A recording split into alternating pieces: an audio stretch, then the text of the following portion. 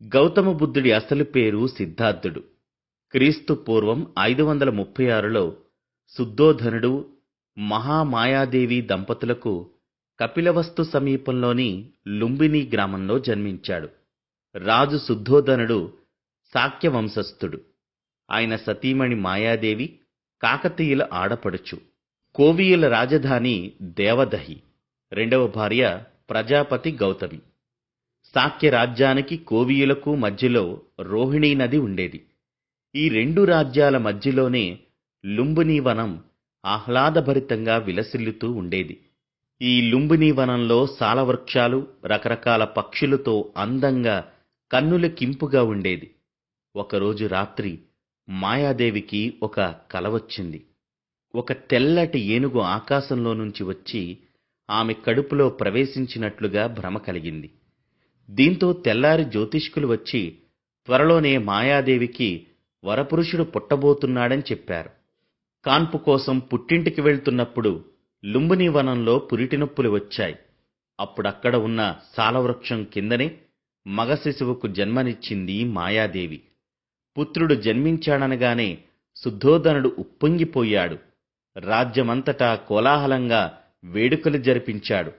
పుట్టిన పిల్లవాడికి సిద్ధార్థుడు అని పేరు పెట్టాడు. కాని దురదృష్టవశాత్తు సిద్ధార్థుడు పుట్టిన 7వ రోజునే తల్లి మాయాదేవి చనిపోయింది. అప్పుడు శుద్ధోధనుడు రెండో భార్య అయిన ప్రజాపతి గౌతమి అతి గారాబంగా సిద్ధార్థుణ్ణి పెంచి పెద్ద చేసింది. ప్రజాపతి గౌతమి పెంచినందునే సిద్ధార్థునకు గౌతముడు అనే పేరు వచ్చింది. శుద్ధోధనుడు దేశం నలుమూలల నుంచి గొప్ప గొప్ప విద్వాంసుల్ని, పండితుల్ని, జ్యోతిష్కుల్ని రప్పించాడు. సిద్ధార్థుని భవిష్యత్ ఎలా ఉందో చెప్పమని అడిగాడు. ఆసితుడు అనే మహాముని సిద్ధార్థుని జాతకం చూసి ఈయన మహాపురుషుడవుతాడని, మహాప్రవక్తగా మారి సన్యసిస్తాడని చెప్పాడు. దీనికి అందరూ ఏకీభవించారు.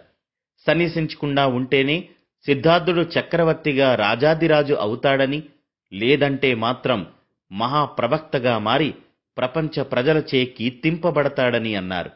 దీంతో బిడ్డ ప్రవక్త అవ్వడం శుద్ధోధన రాజుకి రుచించలేదు. తన పుత్రుడు క్షత్రియ ధర్మం పాటించాలని, చక్రవర్తిగా ఎదగాలని కోరుకున్నాడు. జ్యోతిష్కుల మాటకి కలవరపడ్డాడు.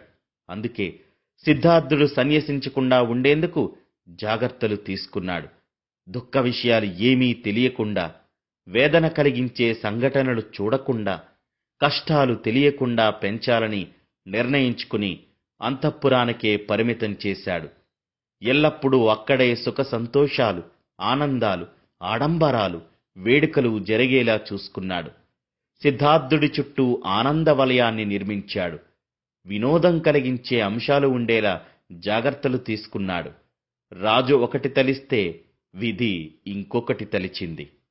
పినతల్లి గౌతమి ప్రజాపతి ఒడిలో సిద్ధార్థుడు అల్లారుముద్దుగా పెరగసాగాడు. సిద్ధార్థుని కోసం పూలతోటలు, తామర కొలనులు, ఉద్యానవనాలు ఏర్పాటు చేశారు. దాసీజనం, భటులు, ఉపాధ్యాయులు, సమయవయస్కులైన బాలురు ఆనందంతో జరిపే వేడుకల నడుమ సిద్ధార్థుడి బాల్యం గడవసాగింది. భోగభాగ్యాల మధ్య సిద్ధార్థుడు కోరుకున్నది ఏర్పాటయ్యేది. వాన, ఎండ, చలి ఇవేమీ తెలియకుండా పరిచారికలు అడుగులకి మడుగులొత్తుతూ, సేవకులు రాత్రింబవళ్లు సేవ చేస్తూ అంతఃపురంలోనే సిద్ధార్థుణ్ణి కంటికిరెప్పలా చూసుకునేవారు. సిద్ధార్థుడికి దేవదత్తుడు, మంత్రి కుమారుడు కలుదాయిన్ అనే స్నేహితులు ఉండేవారు. సిద్ధార్థుడు క్షత్రియ ధర్మం ప్రకారం సమస్త విద్యల్ని నేర్చుకుని వాటిలో ఆరితేరాడు. చురుకైన కళ్ళు, సునిశితమైన అవగాహన, సూక్ష్మమైన ఏకాగ్రతతో సిద్ధార్థుడు అనుకున్నదాన్ని సాధించగలిగాడు. పేరుకు తగ్గట్లుగానే నేర్పు, దక్షత సిద్ధార్థునికి వచ్చింది. అతని మనస్సు, మెదడు ఎల్లప్పుడూ ప్రశాంతంగా, కరుణాపూరితంగా ఉండేది. చిరునవ్వు మొమ్ముతో పరిసరాల్ని పరికిస్తూ, ప్రకృతిని పలకరిస్తూ ఆలోచనలో నిమగ్నమయ్యేవాడు. ఒకరోజు తోటలో తిరుగుతూ ఉండగా ఆకాశంలో ఎగిరిపోతున్న పావురాలు గుంపు కనిపించింది. సిద్ధార్థుడు వాటిని ఎంతో ఉత్సాహంతో, కుతూహలంతో చూడసాగాడు. ఎక్కడ్నుంచో ఒక బాణం దూసుకుని వచ్చి ఒక పావురానికి తగిలింది. అది గిలగిలా కొట్టుకుంటూ నేలపైకి పడిపోయింది. సిద్ధార్థుడు అయ్యో అంటూ అక్కడికి వెళ్ళాడు. ఆ పావురాన్ని చేతిలోకి తీసుకుని దానికి తగిలిన బాణాన్ని తీశాడు. ఆ పావురం ప్రాణాన్ని కాపాడాడు. అంతలో సిద్ధార్థుడి స్నేహితుడు దేవదత్తుడు అక్కడికి వచ్చి, నేను దీన్ని బాణం వేసి కొట్టాను కనుక ఇది నాకు చెందుతుంది అని వాదించాడు. అంతేకాదు, ఆ పక్షి నాకు చెందాలని రాజుగారి దగ్గరికి వెళ్లి ఫిర్యాదు చేశాడు. రాజు శుద్ధోదనుడు దీనిపై సిద్ధార్థుడిని సంజాయిషీ అడిగాడు. సిద్ధార్థుడి సమాధానం కోసం సభికులంతా ఎంతో ఆసక్తిగా ఎదురుచూశారు. దేవదత్తుడు ప్రాణం ఉన్న పక్షిని బాణంతో చంపాలని చూశాడు. నేనే దాని ప్రాణాన్ని కాపాడాను.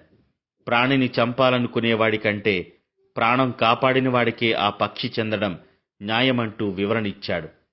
దీంతో అందరూ సిద్ధార్థుడి ఔన్నత్యాన్ని మెచ్చుకున్నారు. అతి చిన్న వయసులోనే సర్వజంతుజాలం పట్ల కరుణ, దయ ఉండేవి. పూలు, చెట్లు సైతం సిద్ధార్థుణ్ణి అమితంగా ఆకర్షించేవి.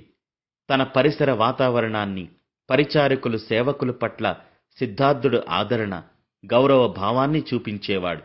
సిద్ధార్థుడికి యుక్త వయసు వచ్చేసరికి రాజు పండితుల్ని, విద్వాంసుల్ని పిలిపించి అతనికి ఉపాధ్యాయులుగా నియమించాడు. మల్ల విద్యలో సైతం రాణించాడు. పూర్వ సాహిత్యాన్ని, పురాతన గ్రంథాలని, సమస్త విద్యలని అభ్యసించాడు. తత్వశాస్త్రాన్ని లోతుగా అధ్యయనం చేశాడు. వయసు పెరిగే కొద్దీ ఏకాంతంగా గడపడం, ఆలోచిస్తూ ఉండడం చేసేవాడు.